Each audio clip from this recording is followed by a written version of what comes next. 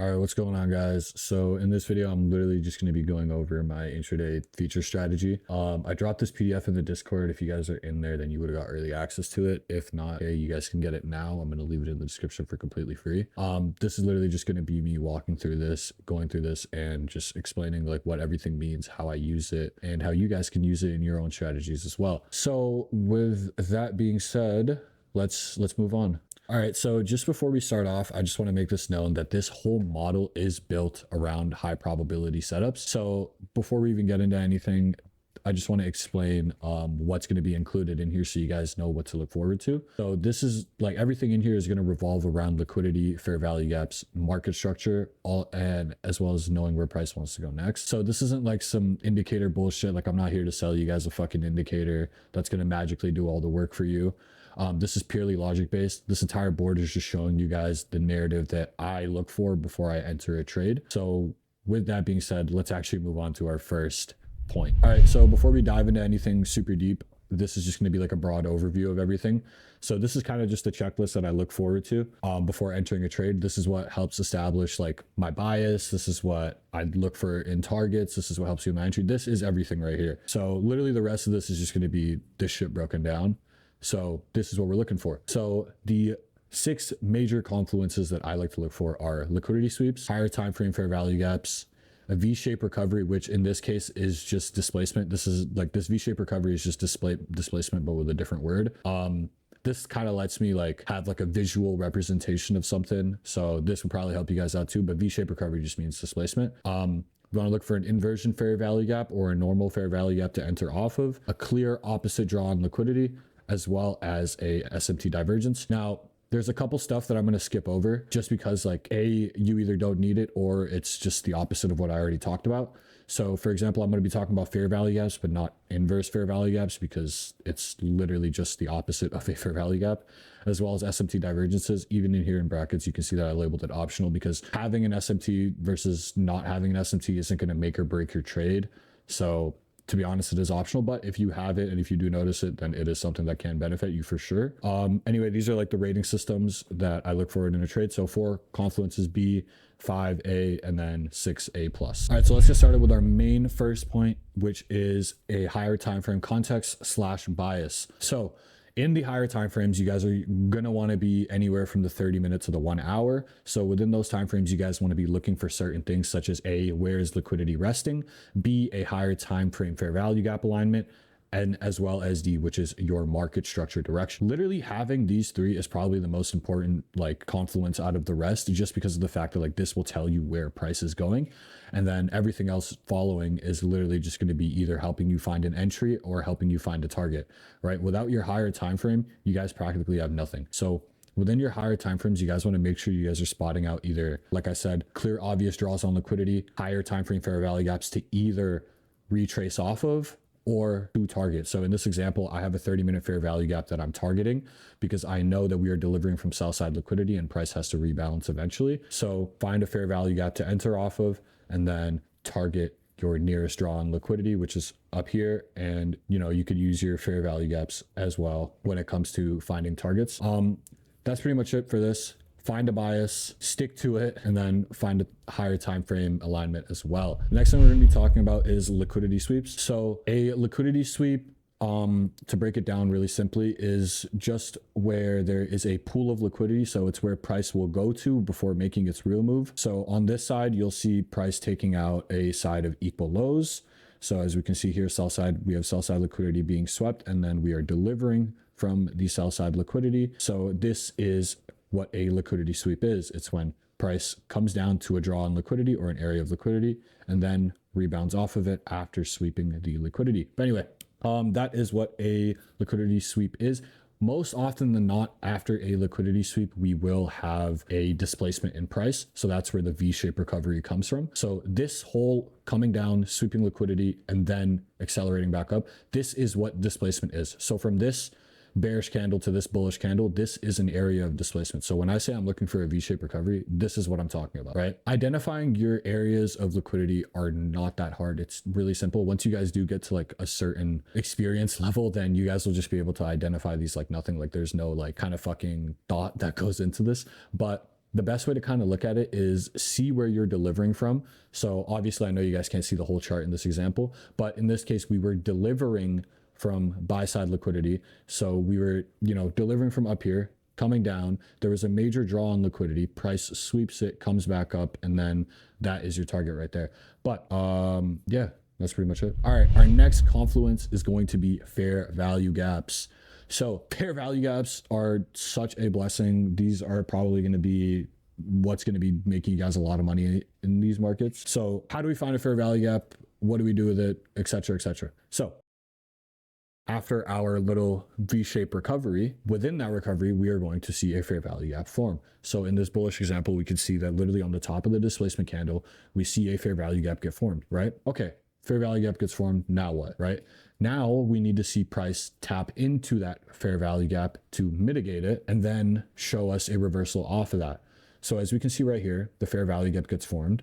The next 3 candles following are all retesting that fair value gap. And then after the third retest, we see price break through, right? So your entry trigger, what is your entry trigger going to be? Your entry trigger is going to be the second a candle is the bottom wick of a candle is formed within that fair value gap, you can use that as your entry. So the easiest way to see this is wait for a fair value gap, wait for a pullback, enter off of the pullback, and then continuation is where you make the money. That's pretty much it for that. Really simple.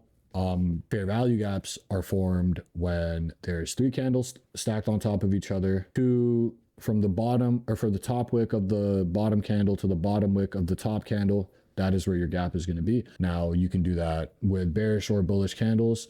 If you do it with bearish, that's what's known as an inversion fair value gap. That is what is called an IFG. So as we can see, we have an inversion fair value gap form right here. Price breaks through it, comes back down, and then off of the retest is where we would enter. Anyway, moving on. All right, now we are at risk management. So I always talk about risk management because it's probably the most important thing. So if you guys want your fucking dashboards to start looking like these, then you guys need to start following a true risk management setup. A lot of people blow their accounts or they can't even pass a fucking eval because you guys have shit risk management.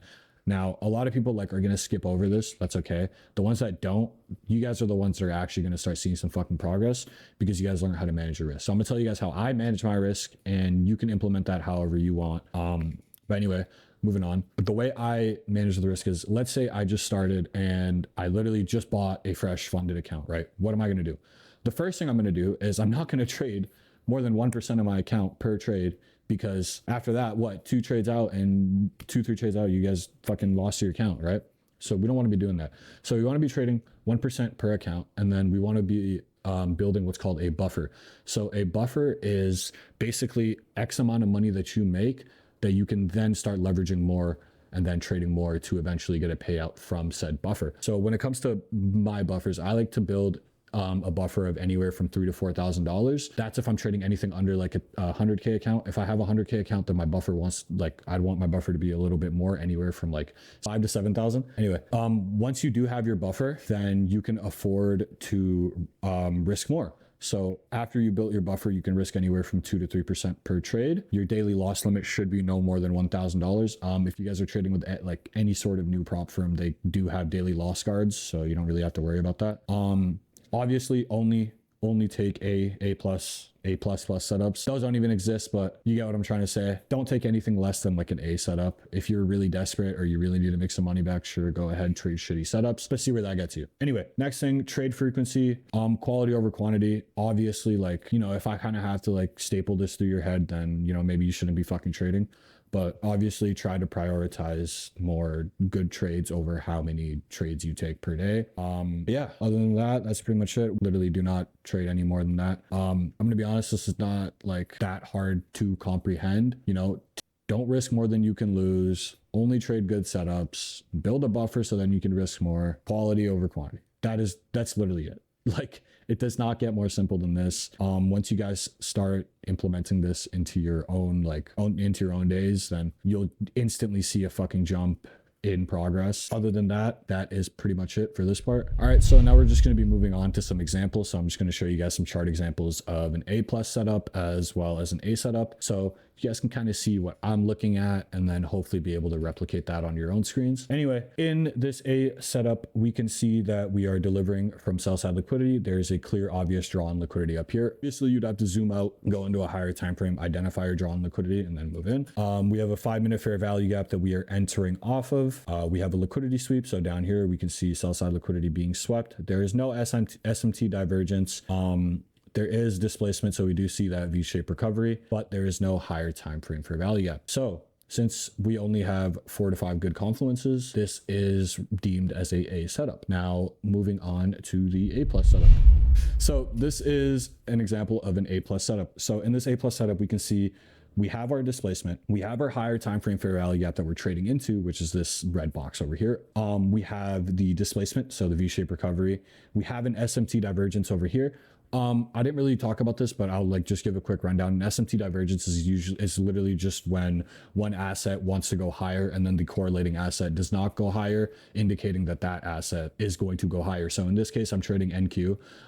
I noticed that on ES, we did not make any higher highs over here, in ES, we did make higher highs, but NQ failed to, which means that NQ wanted to push higher. All right. That's literally the quickest breakdown I could ever give. That is what an SMT divergence is.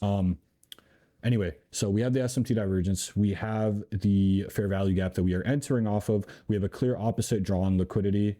And that's pretty much it. So we have literally checked all of our boxes for confluences. This is deemed an A plus setup. And as you can see, it literally executed just how I thought it would. Didn't even go into drawdown for more than fucking 2 seconds. But yeah, that's pretty much it. This is what an A plus setup looks like. If your guys' charts do look like this, then you can probably expect to fucking make some money on that trade. All right, so that kind of sums it up for this video.